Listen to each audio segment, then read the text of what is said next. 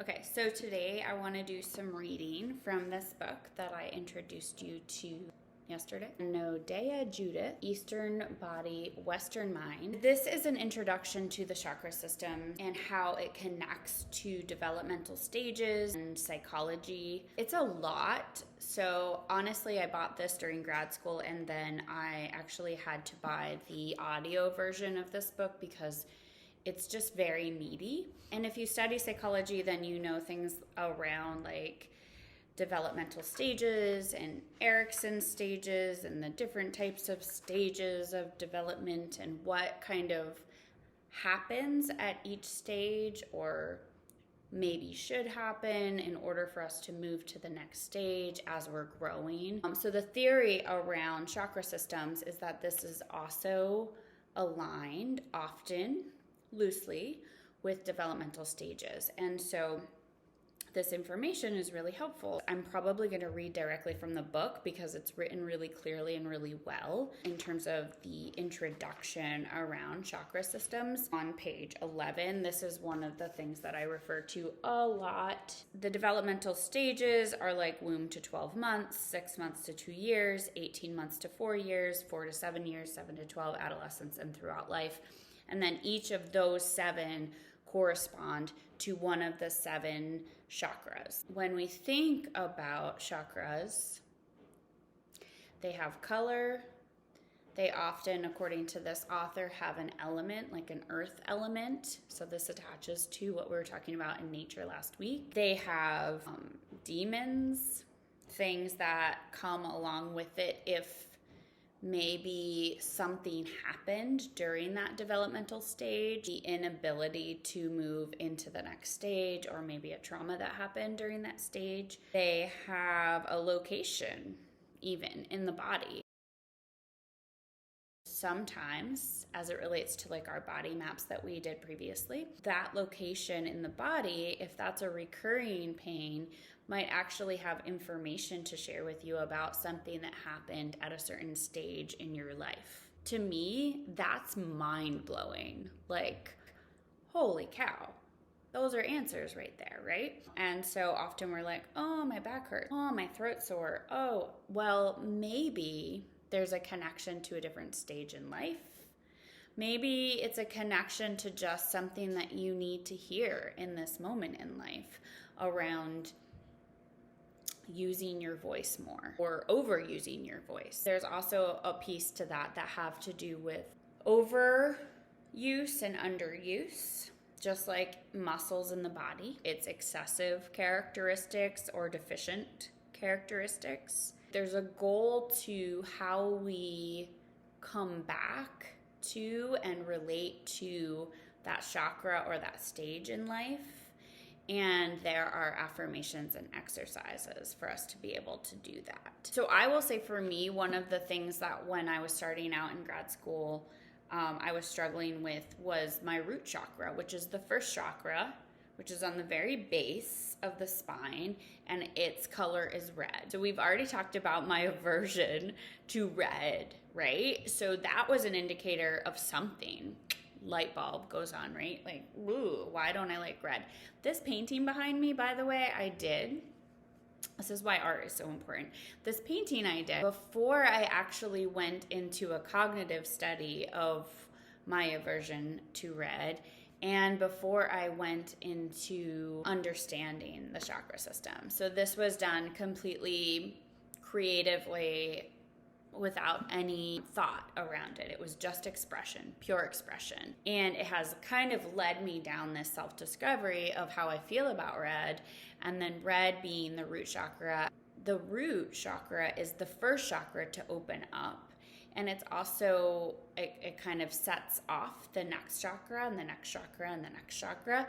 And so it kind of builds on one another. All that to say, it represents the roots. Why are we here? What is my purpose? What am I doing here? Am I supposed to be here?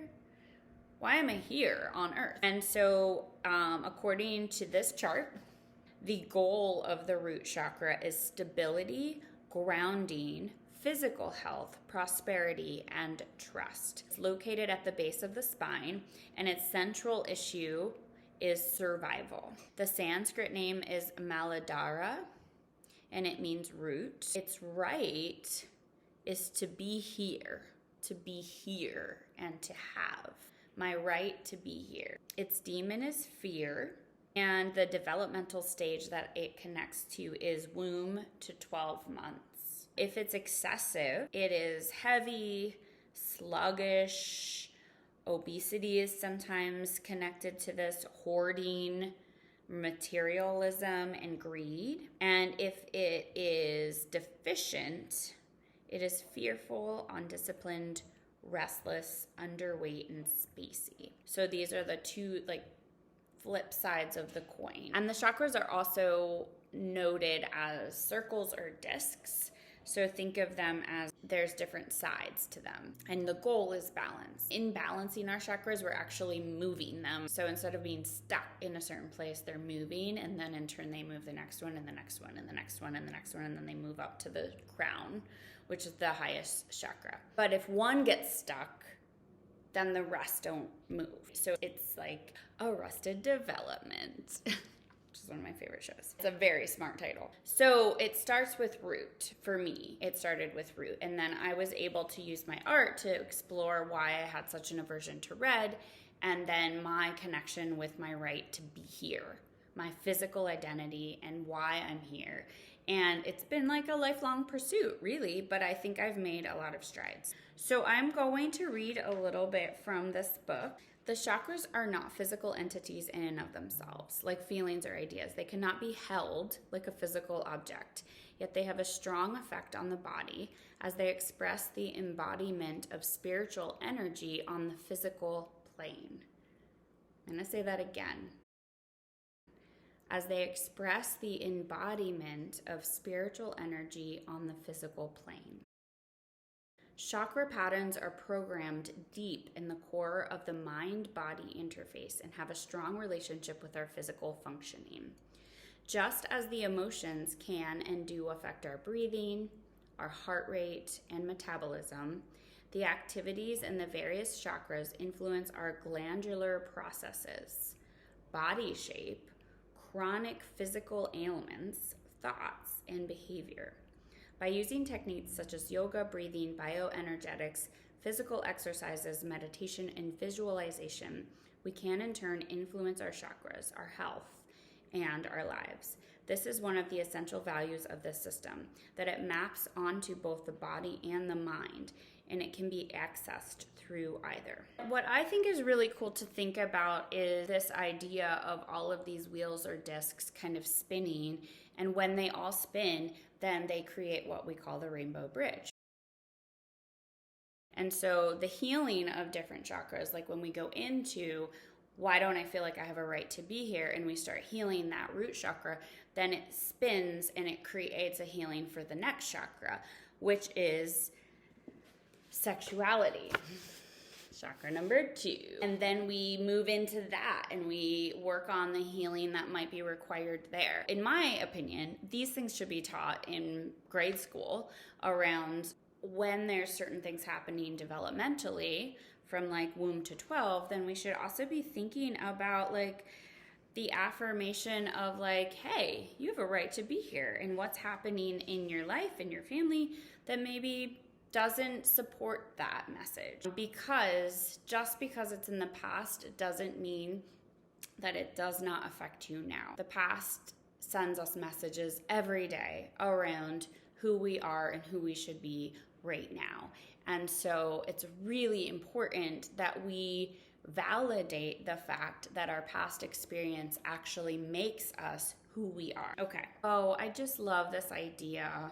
So the chakra systems are also, the crown of the head is the 7th, and then the root is the 1st. And there is a feeling of those 7 chakras connecting heaven to earth, so spirit to form. And so when we create healing in our body by paying attention to all these different chakras and places and colors and pieces and meanings and developmental stages in our lives, and we start those spinning discs and we become the rainbow bridge, then we ourselves become the link between heaven and earth. And so that's that spiritual piece that I think is really important. And so when we think about color, the 7 chakras also indicate different colors. Often when I'm looking at a body map or things that someone is creating, including myself, and there's a whole lot of one color, then it indicates maybe we should go into that chakra a little bit, that developmental stage, and talk about what that means to you.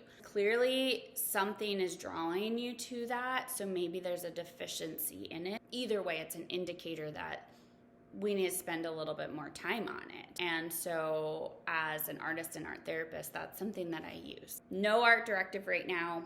Tomorrow there will be one. But right now, think about those colors and how they might attach or correlate to different chakras in your body and different developmental stages. Kind of go into it a little bit and see if there's any connection between some things that might be stuck there. I hope you're having a good Wednesday, and I will talk to you all soon.